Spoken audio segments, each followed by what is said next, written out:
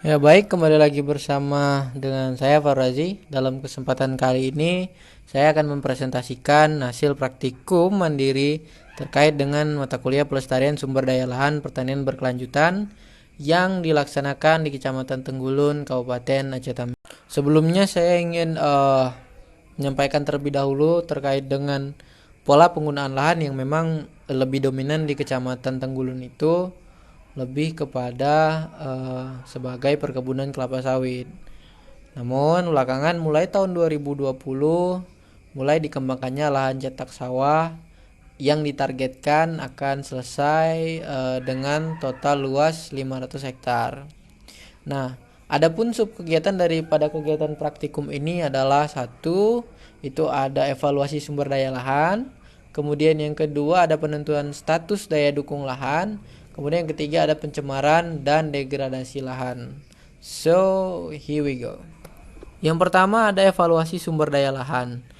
Evaluasi sumber daya lahan ini dilakukan dengan melakukan observasi lebih lanjut terkait dengan kondisi perakaran, tekstur tanah, kedalaman perakaran, hingga wilayah kemiringan lahan untuk menentukan kelas kesesuaian lahan yang dapat digunakan untuk kegiatan budidaya di atas lahan tersebut.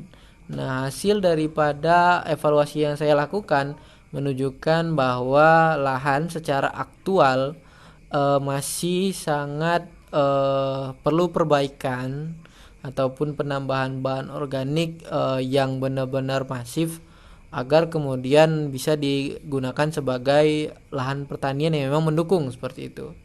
Namun melihat dukungan daripada bahwa usaha pertanian ini merupakan mata pencarian bagi masyarakat, kemudian ada program pemerintah yang mendukung di belakangnya, dan juga adanya juga dukungan sarana usaha tani yang mulai dibangun, ini menjadikan secara potensial lahannya memiliki kelas kesesuaian pada tahap kelas S2 seperti itu. Ini hampir mendukung, namun tetap dalam penggunaan lahan ini kedepannya memang perlu disesuaikan dalam pola konservasinya, sehingga secara berkelanjutan lahan ini tetap potensial untuk dilakukan budidaya pertanian. Selanjutnya ada penentuan status daya dukung lahan. Status daya dukung lahan ini merupakan analisis terhadap data yang berkaitan dengan ketersediaan atau suplai lahan di wilayah Kecamatan Tenggulun dengan kebutuhan lahan untuk hidup layak per orangnya dengan pertimbangan yaitu bahan-bahan pokok ya, harga-harga bahan pokok seperti itu. Kemudian ada kebutuhan atau demand lahan yang kita tentukan berdasarkan perhitungan kebutuhan hidup layak tersebut, yang kemudian ditentukan statusnya antara perbandingan ketersediaan lahan dan juga kebutuhan lahan seperti itu. Nah, memang hasilnya untuk banyak sekali wilayah di Indonesia kecuali wilayah Pulau Jawa, memang kita sangat-sangat memiliki kapasitas lahan yang sangat luas yang belum dimanfaatkan untuk pemenuhan kebutuhan dasar hidup manusia untuk hidup layak seperti itu. Nah, di sini menunjukkan bahwasannya ketersediaan lahannya itu sudah mencapai 126.772 hektar. Ini untuk Kecamatan Tenggulun. Sementara permintaannya berdasarkan jumlah populasi penduduk yang ada itu hanya 4.069 hektar. Hal ini menunjukkan bahwa memang adanya ketidakpemerataan pembangunan sehingga lahan-lahan ini tidak dimanfaatkan untuk pemenuhan kebutuhan hidup manusia seperti itu. Kemudian ada juga observasi yang saya lakukan terkait dengan bentuk pencemaran dan juga degradasi lahan. Hal ini berkaitan dengan bentuk pencemaran lingkungan, bentuk degradasi lahan, dan bentuk erosi lahan yang terjadi di sekitar Kecamatan Tenggulun.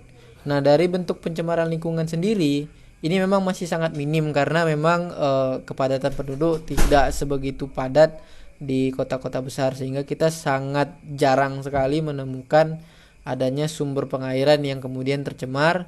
Dan juga untuk degradasi lahan Juga mungkin karena memang lahan pertanian yang digunakan sebelumnya merupakan lahan perkebunan, sehingga lahan-lahan ini perlu perlakuan tertentu supaya mendukung untuk kegiatan pertanian seperti itu. Karena masih cenderung lebih kepada lempung berpasir dan juga masih banyak sisa-sisa perakaran dari tanaman kelapa sawit yang belum benar-benar bersih buat digunakan untuk kegiatan pertanian itu sendiri.